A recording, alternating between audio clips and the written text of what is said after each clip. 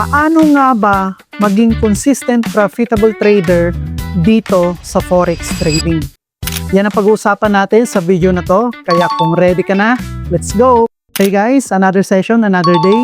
Welcome sa ating last part training series na Forex for Beginners Part 3. Sa video na to, pag-uusapan natin ano ba yung mga kailangan o dapat nating gawin para maging consistent profitable trader tayo dito sa Forex journey natin. At kung bago ka pa lang dito sa channel o bago ka pa lang dito sa mundo ng trading, medyo naliligaw-ligaw ka pa, panoorin mo muna yung Part 1 at Part 2 training series natin para dito sa Part 3 na pag-uusapan natin ay makarelate ka. Dito sa Part 1, diniscuss ko kung paano tayo makapagsimula, kung paano tayo mag-analyze ng market, ano yung mga broker na gagamitin natin. And sa Part 2, diniscuss ko rin doon yung mga trading strategy na gagamitin natin na pasok sa personality natin. Okay? At once na napanood mo yon, mas lalong makaka-relate ka dito sa Part 3 training series natin.